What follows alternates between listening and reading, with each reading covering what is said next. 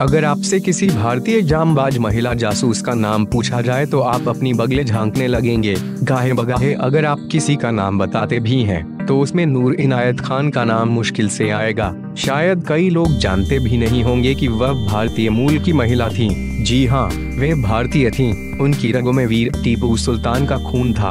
अपने पूर्वज टीपू सुल्तान की ही तरह वे जांबाज थीं।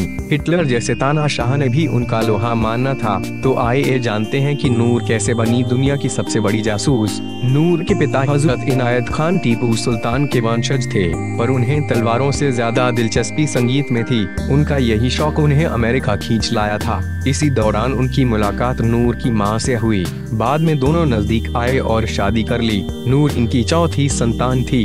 देश से दूर रहते हुए भी नूर के पिता ने भारतीय संस्कार को बनाए रखने के लिए पेरिस के बाहर अपना घर बनाया था। घर का रख रखाव और नियम कायदे सब हिंदुस्तानी थे। उन्होंने बच्चों में देश की मिट्टी के प्रति प्रेम बचा कर रखा था। सब कुछ हंसी खुशी चल रहा था। इसी बीच नूर के पिता अचानक चल बसे। अब घर की सारी जिम्मेदारी नूर के कंधों पर थी। नूर स्वभाव से संवेदनशील थीं। उनके सामने सवाल था कि वह किस तरह से अपने परिवार का निर्वाह करें। चूंकि संगीत की कला उन्हें पिता से विरासत में मिली थी, इसलिए उन्होंने संगीत को ही जीविका का साधन बना लिया। इसके बावजूद भी जब परिवार की जरूरतें पूरी नहीं हो सकी तो उन्होंने बच्चों के लिए कहानियां लिखकर कमाना शुरू कर दिया था, ताकि घर का खर्च चल सके। सब जैसे तैसे चल रहा था। इसी बीच द्वितीय विश्व युद्ध का बिगुल बज गया। चारों तरफ अफरा तफरी का माहौल था। जर्मनी के हमले के बाद लोग पलायन को मजबूर थे।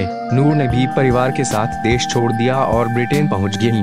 ब्रिटेन पहुंचकर उन्होंने सेना में भर्ती का इश्तेहार देखा और तय किया कि वह सेना का हिस्सा बनेंगी। शुरुआत में उनके आवेदन को ठुकरा दिया गया, क्योंकि वे वहां की मूल निवासी नहीं थीं। पर बाद में उनके स्पष्टीकरण के बाद सेना का जवाब आया और साथ में ट्रेनिंग के लिए खत भी।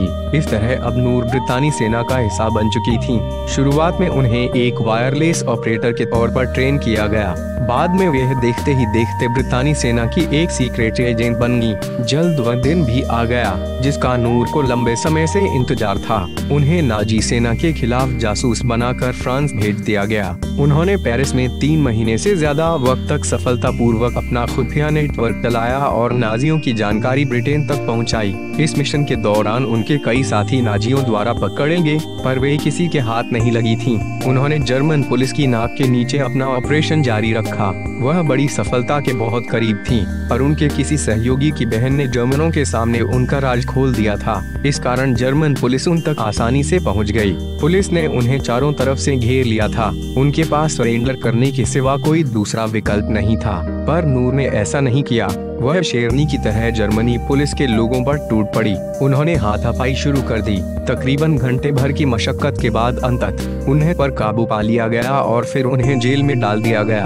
उनको एक खतरनाक कैदी की तरह जेल में रखा गया। जेल के अंदर उनको हर तरह से प्रताड़ित किया गया ताकि वे ब्रितानी ऑपरेशन के बारे में सब बता दें, लेकिन उनके हौसले को हिटलर के सैनिक नहीं तोड़ पाए। उन्होंने मांस खाई, भूखी रही, लेकिन अपनी फौज से गद्दारी नहीं की। उन्होंने 2 बार जेल से भागने की कोशिश की, लेकिन विफल रही। नाजी नूर का असली नाम तक नहीं पता कर पाए थे। कैदी के रूप में 1 साल गुजारने के बाद उन्हें दक्षिणी जर्मनी के एक यातना शिविर में भेज दिया गया। वहां उन्हें नए सिरे से प्रताड़ित किया गया। उन्हें 10 महीने तक घोर यातनाएं दी गईं। फिर भी उन्होंने किसी भी प्रकार की सूचना देने से मना कर दिया। अंत में हिटलर के सिपाही जब हार गए तो उन्होंने मौत का फरमान सुना दिया गया। मौत के आखिरी समय नाजी नूर को डराकर पूछते रहे कि वह कौन सी सूचनाएं इकट्ठा करने के लिए ब्रिटेन से आई थीं, लेकिन उनके गले से एक भी शब्द नहीं निकला। नाजी परेशान हो चुके थे, इसलिए गुस्से में आकर एक दिन जर्मन पुलिस ने उनकी गोली मारकर हत्या कर दी। इस तरह से टीपू की यह बहादुर वंशज कुर्बान हो गई। हिटलर जैसे तानाशाह के सामने इस तरह खड़े होने का साहस किसी भारतीय का ही हो सकता था। श्रावणी बसु ने नूर की जिंदगी पर एक किताब भी लिखी है, जिसका नाम the spy princess the life of Noor Inayat Khan है। इसमें नूर के जांबाजी के ऐसे कई किस्से लिखे हुए हैं। नूर के बलिदान की अहमियत को इसी बात से समझा जा सकता है कि ब्रिटेन की डाक सेवा ने उनके डाक टिकट जारी किए। उनकी याद में लंदन में एक स्मारक तैयार किया जा रहा है। ब्रिटेन में यह किसी भारतीय महिला की स्मृति में बनने वाला पहला स्मारक है।